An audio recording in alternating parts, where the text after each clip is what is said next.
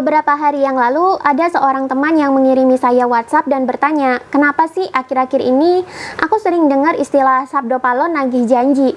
Terus kenapa ya aku jadi sering lihat gambar ini sekarang? Ada apakah? Memangnya ada apa dengan Sabdo Palon? Siapakah dia sebenarnya? Kenapa topik Sabdo Palon nagih janji sekarang banyak diperbincangkan oleh orang-orang? Iyo yo wate iyo ya maya iyo yo wate iyo ya maya iyo yo wate. Buat kalian yang belum tahu, Sabdo Palon ini sebenarnya danyang atau pamomong gaib untuk tanah Jawa.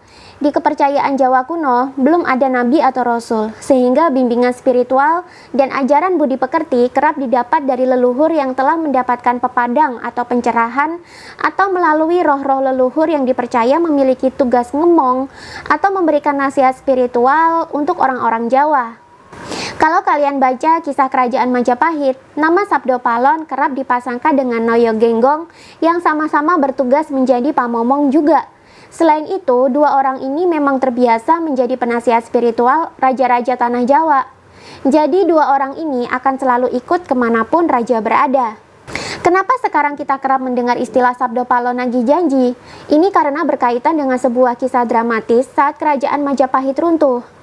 Jika kalian baca Dharma Gandul, di situ diceritakan cukup lengkap tentang tragedi runtuhnya kerajaan Majapahit, sekaligus hilangnya ajaran leluhur Jawa.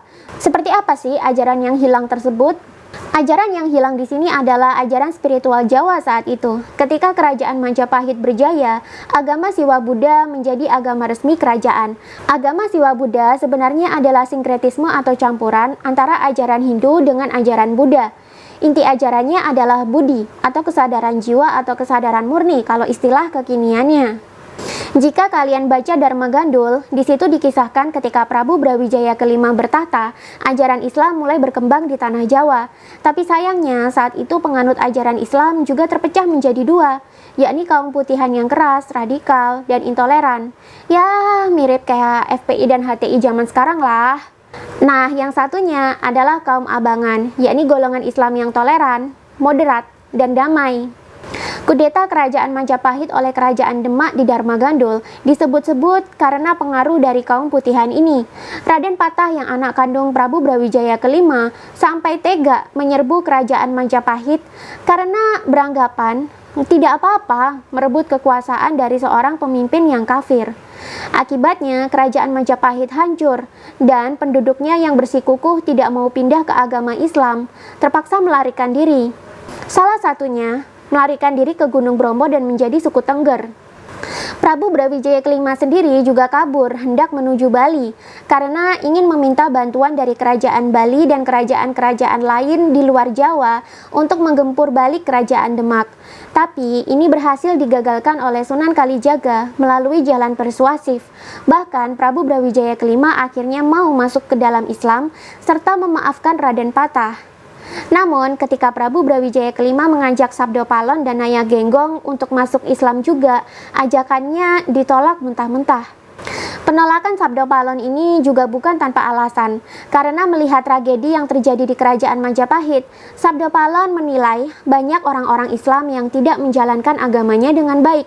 Yang dimaksud di sini adalah banyaknya orang Islam putihan yang menjadi intoleran dan keras, sehingga mereka rela menyakiti orang lain demi alasan penegakan agama. Bahkan kitab-kitab Siwa Buddha saat itu pun disita dari rumah-rumah warga dan dibakar. Kekecewaan Sabdo Palon ini kemudian berakhir pada perpisahan Sabdo Palon dan Noyo Genggong dengan Prabu Brawijaya kelima. Namun sebelum berpisah, Sabdo Palon sempat menuturkan beberapa hal terkait nasib tanah Jawa sepeninggalnya. Sabdo Palon berpesan bahwa ia akan pergi dan membiarkan tanah Jawa dikuasai oleh kerajaan Demak beserta penerusnya. Namun 500 tahun setelah tragedi tersebut, Sabdo Palon berjanji akan kembali ke tanah Jawa dan kembali menjadi pamomong tanah Jawa dengan menyebarkan kembali ajaran budi. Kemudian ia juga berjanji akan membuat Nusantara kembali berjaya dan seluruh dunia bakalan terpukau oleh kemilau kejayaannya. Tragedi kudeta Majapahit oleh Raden Patah terjadi pada tahun 1478. Jika dihitung 500 tahun kemudian, maka tahunnya menjadi 1978. Di tahun 1970-an juga, ajaran spiritualitas New Age dan kesadaran murni dari Barat mulai berkembang dan menyebar kemana-mana. Kisah hancurnya Majapahit ini memang menjadi kontroversi setelah itu. Banyak yang menyangkal kebenaran dari Dharma Gandul, tapi ada juga yang setuju dengan isi yang disampaikannya. Tapi soal Dharma Gandul itu benar atau salah, itu bukan hal yang penting buat sekarang. Lebih baik kita mengambil hikmah dari kisah itu saja. Apa sih hikmah yang bisa didapat? Sabda Palon berjanji akan kembali ke tanah Jawa dan menyebarkan kembali ajaran Budi setelah 500 tahun dari hancurnya kerajaan Majapahit. Dalam serat Dharma Gandul dan serat Jangka Sabda Palon, dikisahkan ajaran itu akan disebarkan ke seluruh negeri. Negeri yang mana lagi yang dimaksud kalau bukan Nusantara? Bila ada yang tidak mau menganut ajarannya, maka akan dimusnahkan. Dimusnahkan di sini banyak ditafsirkan orang sebagai dimusnahkan melalui seleksi alam atau bencana alam. Ajaran Budi yang dimaksud Sabda Palon kerap diceritakan sebagai ajaran budi pekerti. Tapi apakah ajaran Budi hanya terbatas pada budi pekerti saja? Dikisahkan setelah keruntuhan Majapahit, Nusantara akan terus dilanda angkara murka, penjajahan, korupsi, dan serangkaian tragedi sosial politik yang menguras ekonomi, pikiran, dan emosi rakyat. Dikisahkan di era tersebut, Nusantara akan mengalami degradasi moral. Banyak orang yang tidak berperi kemanusiaan, tega menyakiti dan membunuh sesama demi kepentingan pribadi. Korupsi, kolusi, dan nepotisme ada di mana-mana. Banyak orang lupa dengan tata krama, dan terlebih akan banyak orang yang lupa dengan jati dirinya sendiri. Sabda Palon menggambarkan selepas keruntuhan Majapahit, orang Jawa akan jadi Jawan, alias sudah hilang kejawaannya. Di situ akan banyak orang lupa dengan yang namanya budi pekerti. Karena itu, kembalinya Sabda Palon diramalkan akan mengajarkan kembali ajaran budi pekerti. Tapi kalau saya baca Dharma Gandul, sebenarnya ajaran yang dikembalikan ke Nusantara bukan sebatas budi pekerti saja. Lebih tepatnya kesadaran. Dulu Sabda Palon mengatakan bahwa inti ajaran Siwa Buddha sebagai agama resmi Majapahit adalah budi alias kesadaran. Ini kaitannya adalah kesadaran spiritual atau kesadaran jiwa atau kesadaran roh atau kesadaran murni. Ajaran Islam juga mengenal ajaran ini. Kalau di Islam sudah masuk ke dalam ranah makrifat. Biasanya ajaran makrifat ini banyak dianut oleh para wali, termasuk Wali Songo. Dalam Dharma Gandul juga dicatat kok, kalau Prabu Brawijaya kelima dulu mengizinkan Islam disebarkan di Majapahit, karena dia melihat banyak wali-wali di Jawa yang mendalami sufi. Ini tentu masih sejalan dengan ajaran kesadaran dari Siwa Buddha.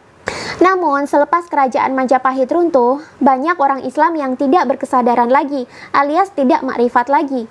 Ini juga diramalkan akan terjadi tidak hanya terhadap orang-orang Islam di Nusantara, tapi juga penganut-penganut agama lain akan kehilangan kesadarannya. Orang beragama jadi sibuk menjalankan syariatnya saja, hanya sibuk di ritual dan doktrin, yang notabene ini hanyalah bagian kulit dari agamanya saja. Jarang sekali ada yang mau menghayati inti ajaran Islam atau tasawuf. Orang beragama jadi sibuk menghakimi itu salah, itu benar. Sibuk menghakimi halal, haram, dan dosa neraka. Sampai lupa bahwa esensi dalam beragama harusnya bisa membuat manusia semakin sadar dan terhubung dengan Tuhannya. Harusnya beragama bisa membuat manusia bersatu dan terhubung dengan Tuhan atau manunggaling kawula Gusti. Tapi karena ajaran kesadaran itu semakin lama semakin tidak populer, ya manusia jadi lupa dan jauh dengan Tuhannya. Mereka lebih sibuk mengejar surga aja, sampai lupa dengan toleransi dan kebijaksanaan. Banyak orang merasa dengan menjalankan syariatnya saja, sibuk menegakkan halal haram, sibuk menghakimi dosa pahala. Mereka mengira itu bisa membuat mereka dekat dengan Tuhan dan masuk surga. Padahal itu bukanlah spiritualitas. Beragama yang benar seharusnya membuat manusia jadi paham tentang spiritualitas. Jika manusia sudah paham tentang spiritualitas, maka manusia akan menjadi berkesadaran. Ia menjalankan agama tak lagi di luarnya saja, tapi sudah berhasil mencapai inti dari agama dan terhubung sepenuhnya dengan penciptanya. Dia tak lagi sibuk mengurusi hidup orang lain. Dia tak lagi sibuk mengurusi halal haram orang lain, surga neraka orang lain, dan dosa serta pahala orang lain. Dia hanya akan berfokus kepada dirinya sendiri saja. Sebenarnya hakikat kesadaran spiritual itu gimana sih? Simpel kok. Intinya, menyadari kalau manusia itu adalah makhluk Tuhan dan selalu berusaha mendekat serta pasrah kepada Tuhan. Bagaimana caranya? Pokoknya bisa menyatu dengan Tuhan, atau kalau dalam bahasa Jawa diistilahkan dengan manunggaling kawula Gusti. Jika manusia mulai sadar tentang Tuhannya, mulai terhubung dengan Tuhannya, maka manusia akan sadar pula bahwa dirinya telah diberi ruh yang berfungsi sebagai media komunikasi dan penyaluran energi langsung dari Tuhan. Jika manusia telah mencapai kesadaran ini, maka manusia akan tahu jati dirinya. Kemudian dari situ muncul kebijaksanaan-kebijaksanaan yang sumbernya langsung dari Tuhan. Dampaknya, manusia akan menjadi cerdas, sangat bijaksana, dan dari sinilah budi pekerti atau perbuatan baik akan muncul. Angkara murka bisa diredam, kejahatan bisa diminimalisir, dan manusia bisa hidup selaras dengan alam. Manusia tak lagi menjadi makhluk perusak, tapi di satu sisi, manusia akan kembali kepada fitrahnya, yakni menjadi khalifah atau pemimpin atau pengelola alam. Ketika manusia sudah berkesadaran murni, dia tak lagi bisa menghakimi orang lain dengan serampangan. Tak akan ada lagi yang namanya radikalisme dan fanatisme agama. Hidup akan menjadi penuh toleransi dan kedamaian. Manusianya juga cerdas-cerdas, kualitas hidup manusia juga meningkat. Apapun yang dikerjakan manusia, entah di bidang bisnis, pendidikan, maupun pemerintahan, semuanya atas dasar tuntunan Tuhan yang dibisikkan melalui ruh di dalam dirinya masing-masing. Syekh Abdul Qadir Jailani sendiri pernah menyatakan dalam bukunya yang berjudul Sirul Asrar, jika manusia sudah mencapai level kesadaran spiritual yang murni seperti ini, maka setan dan malaikat tidak bisa masuk. Hanya ada ruh manusia atau sang manusia sejati dengan Tuhan saja. Jadi, komunikasi apapun yang terjadi itu benar-benar tanpa intervensi setan atau malaikat. Dari situlah manusia akan mendapatkan tuntunan hidup dan kebijaksanaan yang sumbernya langsung dari penciptanya. Jika dunia ini banyak diisi oleh manusia-manusia yang telah berkesadaran spiritual, tentu hidup di dunia ini akan menjadi lebih selaras dan lebih baik. Manusia jadi hidup berdasarkan tuntunan hati nurani, bukan lagi atas dasar nafsu dan ego. Tapi jika alam banyak diisi oleh manusia yang tidak berkesadaran, maka manusia akan mudah dikendalikan oleh ego dan nafsunya. Jadilah kehidupan akan penuh dengan perebutan kekuasaan, perebutan sumber daya alam, hedonisme, dan banyak orang tega menyakiti serta merugikan sesamanya, cuma agar nafsu hidupnya terpenuhi. Banyak orang yang tega menjatuhkan orang lain, cuma supaya egonya diangkat dan dipenuhi.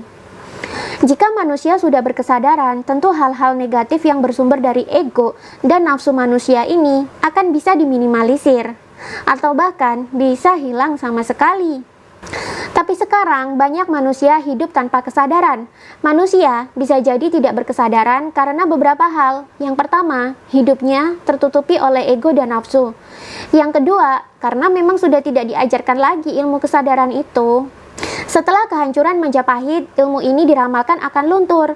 Namun 500 tahun lagi akan diajarkan kembali oleh Sabdo Palon. Baru setelah itu Nusantara bisa berjaya kembali. Tapi yang tidak mau memeluk ajaran ini, maka Sabdo Palon juga berjanji akan menghancurkan orang-orang yang tidak mau mengamalkan ajaran ini. Kata Jawa sendiri memiliki makna yang luhur. Jawa artinya sadar. Sadar yang dimaksud di sini adalah sadar tentang hakikat manusia sebagai makhluk spiritual. Sadar tentang manunggaling kawula Gusti. Sadar bahwa dirinya telah dibekali ruh sebagai guru sejati manusia dan media komunikasi langsung dengan Tuhan. Sadar tentang esensi berketuhanan, sadar tentang fungsi masing-masing manusia di dunia, serta sadar tentang jati diri masing-masing manusia. Jika manusia sudah tahu jati dirinya, maka manusia tak lagi mudah diombang-ambing oleh segala fenomena duniawi. Sabdo Palon berkata bahwa pasca runtuhnya Majapahit, orang Jawa atau Nusantara akan menjadi Jawan, artinya sudah hilang Jawanya, artinya sudah tidak memiliki kesadaran lagi. Jika kita lihat kisah ini, memang sepertinya sudah waktunya Nusantara kembali ke jati dirinya. Manusia seharusnya kembali menjadi makhluk yang berkesadaran, karena kita ini adalah makhluk spiritual. Bila kalian mengkaji inti dari tiap-tiap agama, sebenarnya mereka semua memiliki inti yang sama. Semua agama akan berujung pada kesadaran, tapi memang istilahnya beda-beda. Otak kita tentu nggak mampu menghafalkan kitab, hadis, dan kitab-kitab hukum agama lainnya yang berjilid-jilid gitu. Tapi kita sudah punya ruh kita yang menjadi guru sejati kita sehari-hari. Dialah yang menjadi penyampai pesan dari Tuhan langsung ke manusia. Dialah sumber kebijaksanaan tertinggi manusia. Dialah yang senantiasa membisiki manusia agar selalu berjalan di jalan Tuhan. Dialah sumber budi pekerti untuk manusia. Ketika manusia sudah sadar, dia tak lagi sibuk menghakimi surga neraka, halal haram, dan dosa pahala orang lain. Dia tak akan bisa terperosok ke dalam radikalisme dan fanatisme agama. Dia tak akan lagi suka mengurusi dan menghakimi hidup orang lain. Dia hanya berfokus pada dirinya sendiri aja. Hidupnya akan penuh dengan kedamaian dan toleransi. Dia jadi bisa melihat keindahan di antara perbedaan. Untuk bisa seperti ini, tugas manusia sebenarnya hanya perlu menyadarinya saja. Islam menyebut diri sejati atau ruh manusia ini sebagai roh kudsi atau manusia sejati. Kejawen menyebutnya diri sejati atau guru sejati atau sang limo pancer. Kristen menyebutnya roh kudus. Hindu menyebutnya Atman. Buddha biasanya menyebutnya Budi. Bahasa Indonesia menyebutnya nurani atau hati nurani. Sabda Palon berjanji, bila penduduk Nusantara telah kembali kepada kesadaran spiritualnya, maka Nusantara akan bisa meraih kejayaannya kembali. Lalu apakah kisah Sabda Palon lagi janji kini menjadi kenyataan? Memang sih kalian tak harus percaya tentang kisah ini, tapi bukankah kisah ini memiliki pesan yang baik? Semua orang tentu ingin hidup di dalam kedamaian, toleransi, dan keharmonisan kan? Supaya hidup yang seperti itu terwujud, maka manusia harus sadar dulu. Bila sudah kembali ke kesadaran murni kita, tentulah hidup kita akan terus mendapatkan bimbingan agar toleran, damai, dan selaras dengan semesta. Kebijakan dan kecerdasan juga akan meningkat. Dari sinilah budi pekerti akan muncul. Makanya banyak yang bilang ketika Sabda Palon nanti kembali, ajaran budi pekerti akan kembali diajarkan. Tentu saja, otomatis budi pekerti akan muncul bila manusianya sudah berkesadaran. Tapi apakah benar ajaran budi yang dibilang Sabda Palon ini sudah kembali diajarkan ke Nusantara? Kalau saya lihat sih kayaknya iya. Karena memang sekarang banyak fenomena orang-orang pada mengalami kebangkitan spiritual. Mungkin juga termasuk kamu. Kebangkitan spiritual ini maksudnya, sisi spiritual manusia mulai hidup kembali. Agama memang mengajarkan spiritualitas, tapi tidak semua manusia beragama itu juga seorang spiritualis. Manusia yang sibuk mencela orang lain dan menghakimi surga neraka, halal haram, dan dosa pahala, sudah jelas tidak memiliki spiritualitas. Ajaran agama yang dia amalkan hanya sebatas syariat dan di luarnya saja. Intinya atau spiritualnya tidak. Kalau kayak gini, hidupnya biasanya akan serba insecure, serba ketakutan akan neraka. Tapi di satu sisi juga akhirnya akan jadi mabuk agama karena pengen banget dapat surga. Alhasil biasanya malah menjadi toksik atau racun terhadap sekitarnya. Temennya nggak pakai hijab, udah didalilin katanya bakalan dibakar di neraka. Temannya beragama yang tidak sama dengan agamanya dia sudah dituduh menyembah setan atau syirik atau menyembah berhala. Ada orang masih tahlilan, diceramahi katanya itu bid'ah. Kalau kayak gini terus malah jadi bahan perdebatan dong dan bisa berujung pada perpecahan. Tapi bila manusia sudah memiliki kesadaran spiritual atau kesadaran jiwa atau sudah mencapai kesadaran murni kembali, maka dirinya tak akan lagi sibuk ngurusi hidup orang lain. Dia hanya sibuk melihat ke dalam diri saja. Dia sibuk terus memperbaiki diri, sehingga apa yang dia kerjakan benar-benar berbasis pada kebaikan dan kebijaksanaan, dan semuanya itu bersumber dari hati nuraninya, bersumber dari diri sejatinya, bersumber dari guru sejatinya. Selama beberapa tahun terakhir ini, Nusantara memang dilanda radikalisme dan fanatisme agama. Ini tentu lama-lama akan membuat banyak orang menjadi bosan dan muak. Lalu akhirnya mereka akan mencari sendiri kebenaran dari setiap agama. Mereka mulai mempertanyakan hakikat kehidupan dan hakikat beragama. Dari sinilah biasanya kesadaran manusia akan timbul. Apalagi ini juga tak terjadi hanya di Indonesia saja loh. Di Barat pun, ajaran kesadaran murni mulai diminati. Manusia sudah lelah dengan segala macam politisasi agama. Banyak orang beragama hanya di luarannya saja, tidak mengamalkan intinya. Sehingga malah kepleset menjadi pribadi yang toksik dan suka menghakimi orang lain. Banyak yang merasa dirinya paling suci dan paling benar. Padahal, jika manusia mau melihat ke dalam diri dan fokus pada diri sendiri saja, disitulah sebenarnya manusia bisa memahami esensi sebenarnya tentang bertuhan dan beragama. Beragama tanpa berkesadaran juga membuat agama itu rawan menjadi alat politik sekelompok elit. Hanya demi bisa masuk surga, akhirnya rela menindas orang lain, suka menghakimi orang lain, suka mencela orang lain, suka menuduh orang lain sesat dan syirik. Hanya demi iming-iming surga dan ketakutan akan neraka, akhirnya rela mencoblos pemimpin yang sebenarnya nggak bisa kerja. Katanya sih, nggak apa-apa nggak bisa kerja, asal seiman dan bebas dari neraka. Ya begitulah kalau beragama tanpa kesadaran spiritual, akhirnya malah mudah dimanfaatkan orang atau elit yang licik. Pertanyaannya, mau meneruskan lingkaran setan ini selamanya atau mau memutus lingkaran setan ini sekarang dan berubah menjadi yang lebih baik?